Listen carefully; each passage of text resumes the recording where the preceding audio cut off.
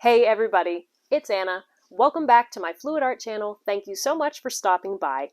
So this video is part of a special collaboration called The Fluid of Oz, where we watch the movie The Wizard of Oz and do a painting inspired by one of the scenes or by the colors of a scene, or in this case, for me, a song. Can you guess what song? It's probably in the title, so you probably know. It is Somewhere Over the Rainbow.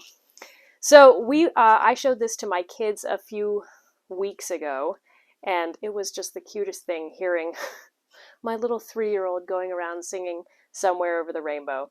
So she's not going to sing it for you today, but I will. Somewhere over the rainbow, way up high, there's a land that I heard of once in a lullaby.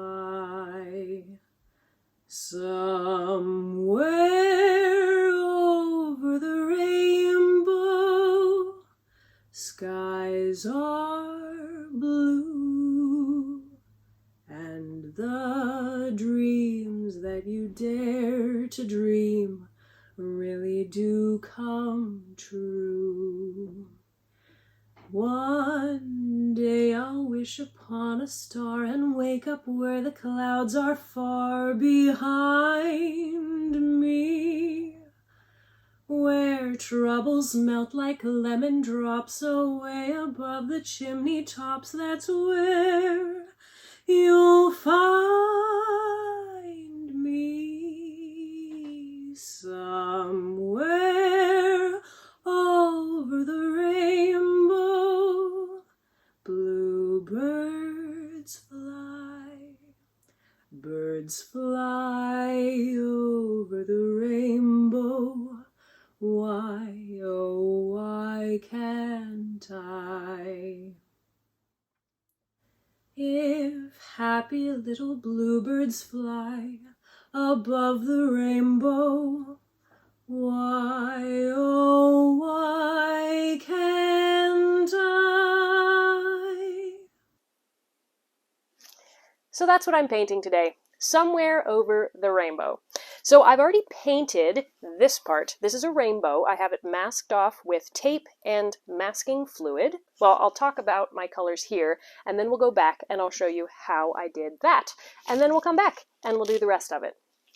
So I've got a rainbow, and then I'm going to do kind of a dull, not quite a sepia tone kind of landscape area here, and then like a brilliant blue and gold sky up here. So over the rainbow is where sort of the glorious sky is. Under the rainbow, it's kind of dull. So I've got some colors. I have unbleached titanium. This is Payne's gray, and then this is Payne's gray with some white. I have burnt umber, olive green, metallic copper, or bronze, one of the two. A little bit of silver, might use that. And then for my sky colors, I have white, pearlescence, which is metallic white, some blue, which is like a leftover mix, gold, a custom mixed light teal, and then this custom mixed medium blue. So those colors, they're all mixed with water. So this is going to be a Dutch pour, kind of a chaos style Dutch pour. So they're all mixed with water. And here is the consistency. It's very runny, leaves no mound, not really even a trace in the cup. All right, it's time for me to show you how I painted the rainbow. Let's make a painting.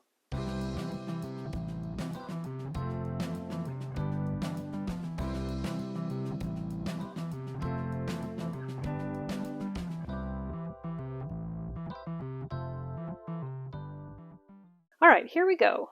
So let me show you the consistency of my paint here. So this is what I would call a medium thin. So it is thin, but it has a bit of a body to it. It stacks up just a tiny bit. And let me show you on one of the colors, just in case that's easier for you to see. So for this part, all of my paints are mixed with American Floetrol and water, and all of the mixing information and brand and color information is down in the video description. So as you can see, I have all the colors of the rainbow as well as a metallic version of each one. And then I also have this, which is just like a red plastic cup that I have turned into an open cup because I'm going to try doing an open cup pour. So it's going to be a band of a rainbow running right here.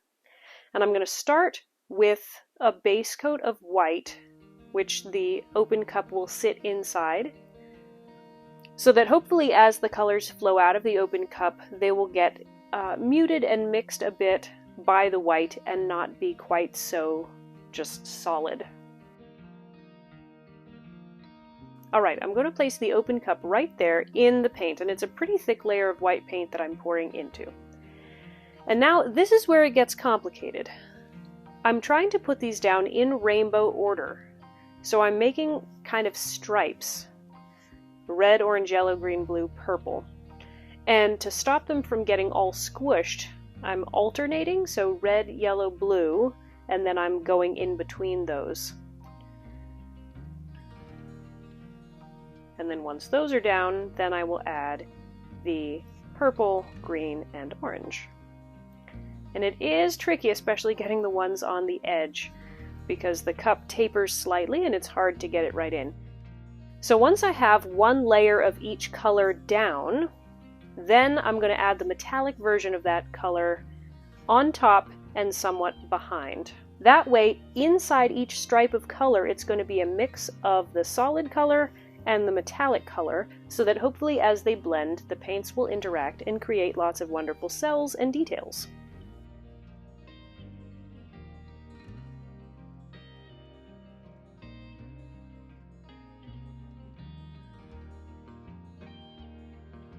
Alright, I'm nearly ready. I'm going to put one more big stripe of each solid color and then each metallic color on there, and then I'm going to start pulling the open cup and see how it goes.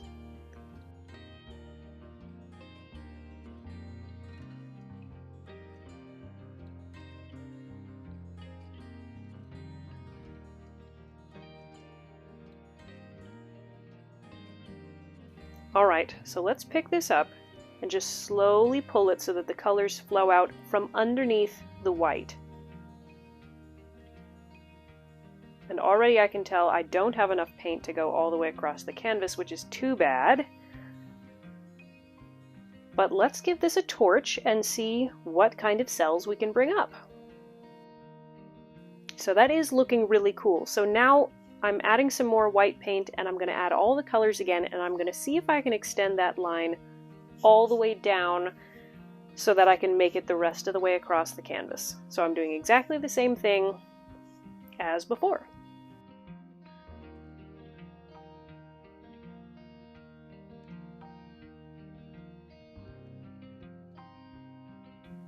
Alright, let's pick this up and pull it across. Okay, so we did get all the way across that time, but as you can see, because the puddle of white was not as thick that I was pouring the colors into, they're a lot more solid and they're not forming the same cool cells that the first section did. So I have a backup plan. In case the first plan doesn't work, here's what I would do. So I'm going to do a swipe now, where I'm putting down one strip of each color and one strip of the metallic color on top of what we already did. So there's still a nice blend of colors and a base coat, but now I'm going to take a plastic laminator sheet, which is my swipe tool that I use, and I'm just going to pull this across. So there's no silicone oil in this, there's no cell activator, but I am going to dip it in white first, just so that the very front edge is a bit softened as I start the swipe. So then very gently just pull back and around, making that beautiful rainbow shape. And already I can tell this is a much better technique for what I was trying to go for. The colors are blending, but they're also staying in those nice clean stripes, so that's excellent. But there's still a little bit too much paint on the canvas, so I'm gonna just cover up the edge a little bit and then stretch it to help that beautiful color cross over the edges a little bit on that side, and then on that side too. And it is hard not to make it all in a straight line, but I think I kept it in a fairly good arc. Now I'm taking the leftover paint on the edges and kind of spreading it out, smoothing it, so that we won't have as much of a clear line of this was a layer of paint, because I'm going to be adding another layer of paint on top of this, and I want it to be a really smooth transition and not have a visible line of texture. So this step is really important if you don't want to have a distracting line running right through the middle of your design at the end. Give it a torch, try to bring up some natural cells. All right, this is looking awesome. Let me give you a close-up. So this looks a bit messy right now, mostly because of the swiping here, but that's going to help with the texture afterwards so that it's not way too much of a lump where that rainbow is. But yeah, check out this beautiful swiped rainbow. Oh, I love the lacing there in the purple. We have lots of small natural cells that have popped up, lots of details, lots of interest. I'm really glad I had two colors for each color, a regular and a metallic, because that just makes it so more interesting than just having one of each color. So there are a couple places up here at the corner of the red and down here at the corner of the purple where before I add the next layer I will just have to brush touch up a little bit because it was hard to get it looking exactly right. But I'm loving this. Can't wait to do the next step, so let's go to that next.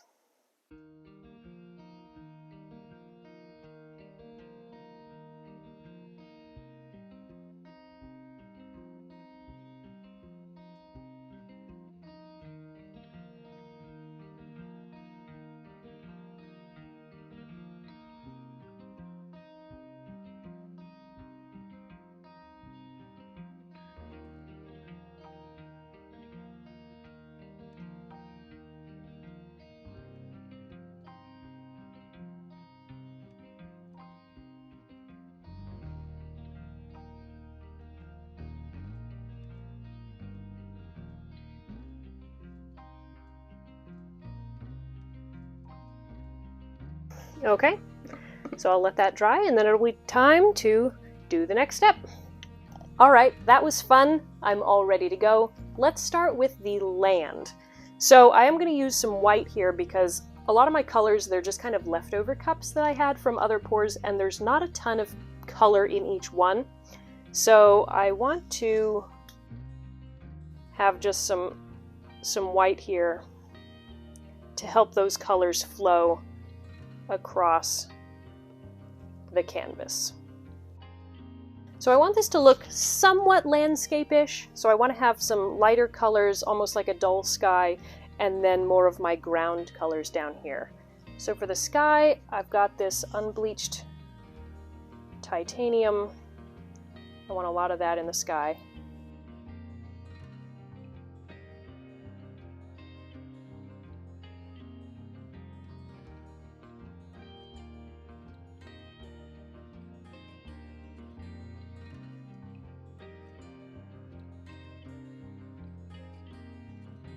So I'm going to blow this way a little bit first, towards the rainbow edge, and then I'm going to go back this way to cover the whole thing.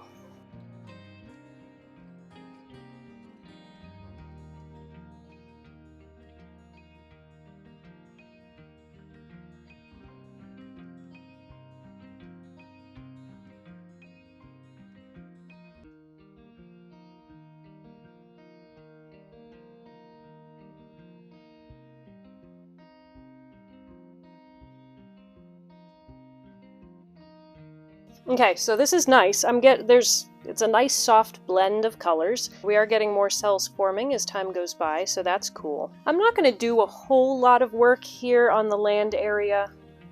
There's nothing terribly distracting. This is supposed to be the dull, not so nice side. Time to do the sky. So I'm excited about this part. I'm going to start again with a base layer of white.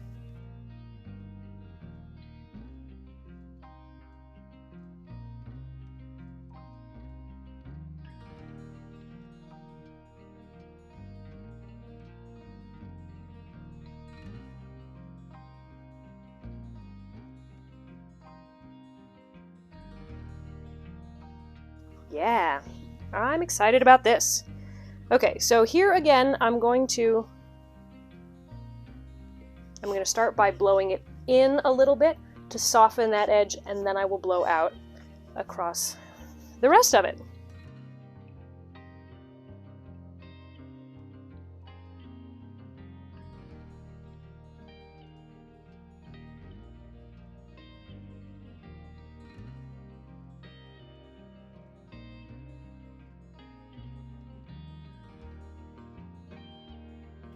Gorgeous! Lovely flowing lines. It's very much like a sunrise or something. There's not as much gold in there as I would have liked, but I think all these other blues, they're just going to shimmer really nicely. So let me cover up this edge. Okay, now comes the exciting part. I'm going to peel back the tape while the rest of this is still wet so that we can see the entire finished piece.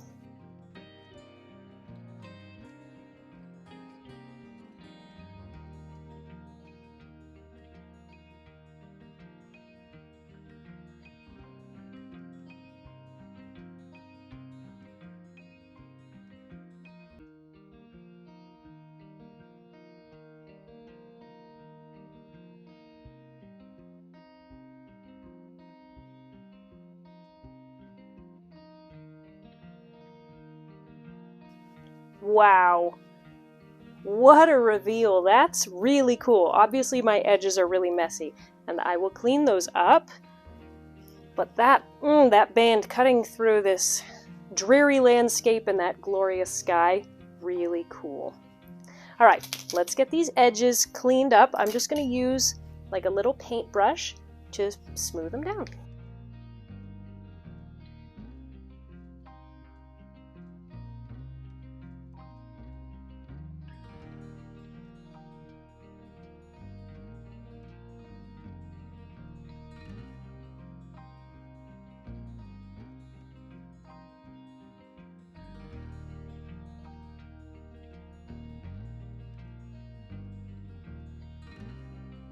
Okay, so that was a lot of just sort of carefully running a brush along the edges, smoothing it out, using some water to get up the bits that had started to dry.